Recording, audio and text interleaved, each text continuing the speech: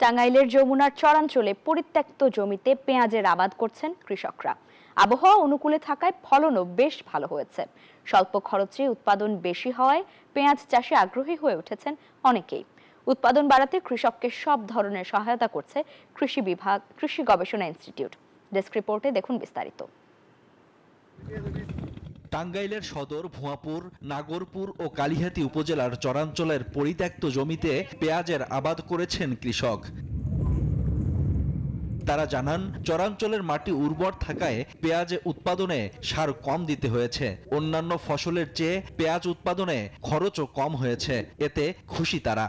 এখানে কৃষি গবেষণাগার স্যারদের ইয়েতে আমাকে কিছু বীজ দিছে, সেই বীজে আপনার এখানে এই নাঙ্গিলাটাই না হয়তো 1-2 ঘন্টা করে পরিশ্রম করে স্যার করছি, তো ব্যাপক ফলন। এর আগে আমরা কোনোদিন পেঁয়াজের যে এত বাম্বার ফলন হয় চরের মধ্যে আমরা দেখিনি, আর করিও নাই কোনোদিন, এবারই প্রথম। বান্ডেল থাকলে প্রতি সেনমানিতে টাকা বাঁচবে।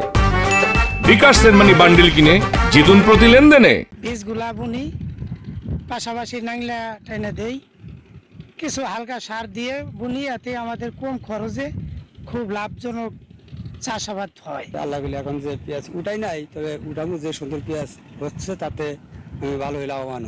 চরাঞ্চলের পরিত্যক্ত জমিগুলোকে আবাদের আওতায় আনতে মাঠ পর্যায়ে কৃষককে তথ্য ও প্রযুক্তিগত সহায়তা দিচ্ছে বাংলাদেশ কৃষি গবেষণা ইনস্টিটিউট। আমরা আশা করছি এই যে ফলন এবং আমাদের যে ভোজ্য যে চাহিদা, দৈনিক যে চাহিদা, সেটা পূরণে যদি আমরা চরাঞ্চলটাকে কাজে লাগাইতে পারি, তাহলে আমাদের যে প্লেনল্যান্ড যেখানে নর্মাল পেঁয়াজ হয়, ফরিদপুর, মানিকগঞ্জের পাশাপাশি আমাদের ভুয়াপুরের চরটাকে আমরা পেঁয়াজ চাষের উপযোগী করে তুলতে পারবো।